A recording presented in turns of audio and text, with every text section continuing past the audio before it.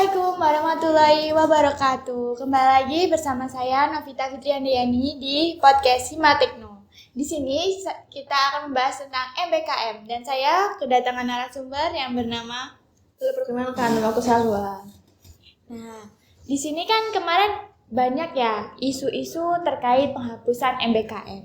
Nah, menurut Mbak Salwa, pendapat Mbak Salwa tentang penghapusan MBKM itu gimana? Ya, sebenarnya sebelumnya ya MBKM ini kan program untuk mahasiswa supaya mahasiswa itu nggak cuman kegiatannya di kampus saja. Jadi kita bisa keluar dengan pengalaman yang berbeda-beda. Nah, tapi kalau MBKM ini mau dihapus, itu kan berarti kayak membatasi kegiatan mahasiswa. Ya kan, Mbak? Iya, benar. Bener kan? Nah, jadi banyak pro kontra karena adanya penghapusan MBKM ini. Itu sempat dihapus karena adanya komentar negatif dari banyak publik. Karena adanya kesenjangan antar lulusan. Jadi yang MBKM sama yang gak MBKM itu ada kesenjangan lulusannya. Yang MBKM mungkin langsung dapat kerjaan, yang gak MBKM nganggur, nah kayak gitu. Jadinya pengennya dihapus aja biar setara, kayak gitu. Nah kemarin itu pas tahun 2024 itu sempet berhenti MBKM setahun ya itu. Berhenti karena pemerintah itu mengevaluasi MBKM tersebut. Jadi nggak jadi dihapus, Mbak. Cuman adanya reposisi, pergantian nama. Tadinya MBKM berubah menjadi pembelajaran kampus merdeka, seperti itu. Dan untuk program-programnya kan yang kita tahu ya, mungkin itu ada magang, ada kampus mengajar, terus ada pertukaran mahasiswa, sama ada ISMA. ISMA itu untuk pertukaran mahasiswa yang di luar negara. Itu. Nah, tahun 2025 isunya itu magang berdampak. Itu ada lagi. Tapi cuma itu toh, yang lainnya ini belum ada perkembangan. Seperti itu, Mbak. Dengan magang berdampak sendiri, atau Mbak Salwa punya niatan untuk mengikuti atau malah sudah mendaftar? Untuk magang berdampak ya, kan ini kan baru diluncurkan tahun ini. Iya. Jadi saya kan semester 5 nih, jadi saya pengen nyoba lah magang berdampak gitu kan. Udah daftar, Mbak, daftar di 5 posisi. Ada 3 mitra. Dan kemarin itu alhamdulillah udah lolos tahap 1, udah wawancara juga di kedua posisi tersebut. Kalau boleh tahu diterima di mitra mana, Mbak? Kalau itu pengumuman nanti, Mbak, 2 minggu kemudian. Jadi untuk yang kemarin itu katanya nanti kalau setelah kita wawancara, nanti kita akan dikirimin email lagi. Kalau kita keterima, kita dapat email. Kalau nggak keterima, nggak dapat email. Seperti itu. Ya semoga keterima ya, Mbak, ya, doain ya, Mbak. Di mana, Mbak, itu? Itu saya lamar paling jauh tuh ada di Jakarta. Paling dekat di Jogja sini, Mbak. Pengen sih yang jauh ya. Iya, biar hidup mandiri juga ya, Mbak. Bener-bener. Iya, benar. Di posisi apa, Mbak, kalau boleh tahu? Itu saya ada di Jogja sini guru. Terus yang di Tangerang itu desain pembelajaran sama pengembangan pembelajaran. Sama ada di Perpustakaan Nasional. Terus ada di pengembangan kurikulum. Itu, Mbak. Yang kemarin itu wawancara yang di mana? Oh, baru 2 itu yang pengembangan pembelajaran sama desain pembelajaran. Tuh 2 itu, ini kurang 3 lagi. Semoga aja semua dapat email ya, Mbak. Nah, kalau Mbak Novita daftar nggak nih? Kemarin itu saya juga daftar, Mbak. Kemarin juga di 5 daerah itu saya ambil di Bogor, sama Jakarta 4. Bogor dan Jakarta 4? Iya. Itu posisi apa aja? Ada yang editor, ada yang content writer, ada yang pengembang pembelajaran. Kemarin itu dapat email yang dari content writer, yang dari Jakarta. Oh, seksinya ya? Iya. Itu gimana? Wawancara atau gimana? Kalau saya itu ngisi G-form, tapi isi G-form itu kayak diwawancara gitu loh, Mbak. Isi pertanyaan wawancara, sama kayak kita menulis penulisan tentang mengenal PT-nya itu. PT-nya itu PT apa? PT Citi Asia. Itu smart digital. Gimana, susah nggak, Mbak? Ya, jadi penulis konten gitu lah, Mbak. Ya belajar ya? Iya, saya juga belum pernah.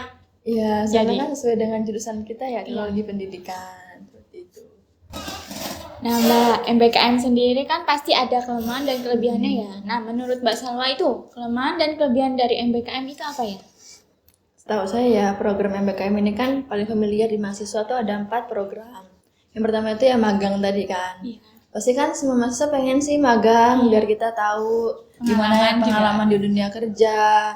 Lulus itu kita punya pengalaman wawancara, punya pengalaman soft skill kan. Nah itu kelebihannya. Kalau kekurangannya pastinya ada beberapa mitra itu yang nggak memberikan pengalaman langsung ke mahasiswanya. Jadi kita benar-benar belajar sendiri. Itu tantangannya untuk mahasiswa. Terus yang kedua itu ada program kampus mengajar. Kelebihannya ya kita mesti langsung terjun ke dunia pendidikan, pergi di sekolah-sekolah, mengajar langsung, menyampaikan ilmu gitu kan Mbak. Terus tapi kekurangannya kadang ada beberapa sekolah itu yang kekurangan fasilitas, kayak yang di daerah terpencil, kayak yang di Papua, kekurangan fasilitas, kekurangan tenaga pengajar. Nah itu kayak tantangan juga untuk mahasiswa. Bisa nggak nih kita ngajar di daerah yang seperti itu? Yang minim fasilitas. Fasilitas susah kan pastinya. Terus yang ketiga ada pertukaran mahasiswa yang di berbagai provinsi.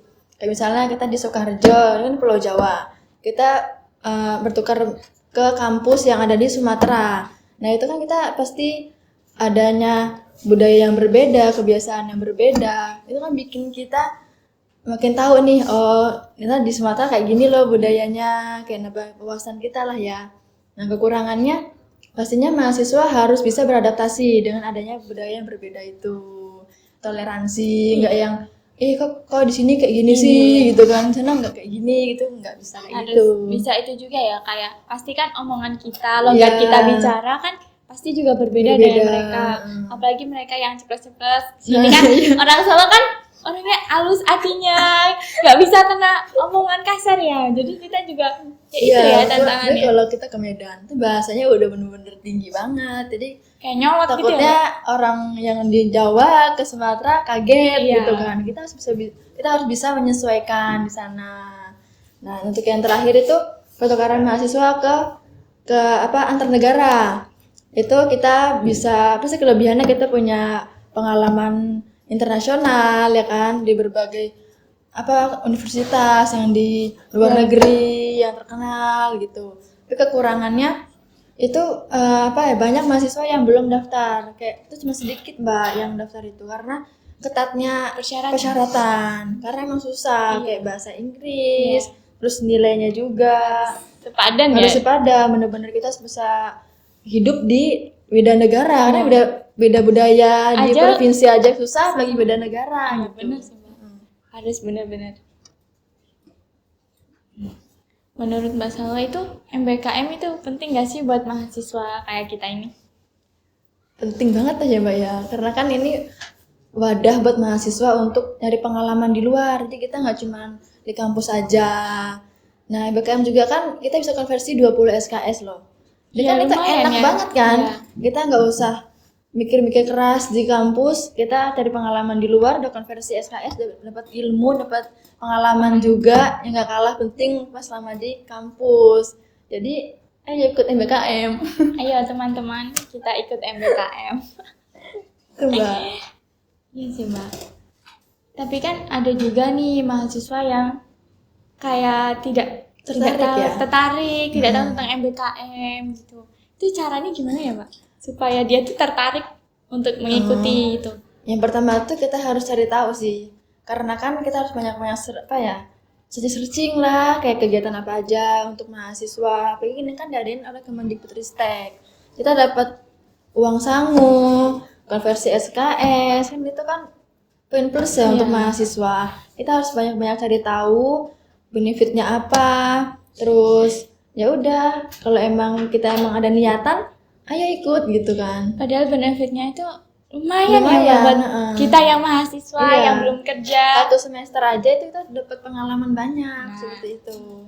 Iya juga ya. Jadi sayang kalau MBKM ini dihapus. Jadi alhamdulillahnya Kemendikbud nggak menghapus MBKM ini. Jadi karena itu tuh hanya untuk dievaluasi ya? Iya, dievaluasi. Bukan dihapus, hanya dievaluasi. Karena mungkin ini kan banyak pembukaan mitra Mbak, ada 300 lebih. Mungkin itu emang wadah buat mahasiswa bisa daftar sebanyak-banyaknya seperti itu. Iya, dengan berbagai macam bidang di situ kita bisa melamar dengan posisi kita. Posisi kita. Terima kasih Mbak Salwa. Okay.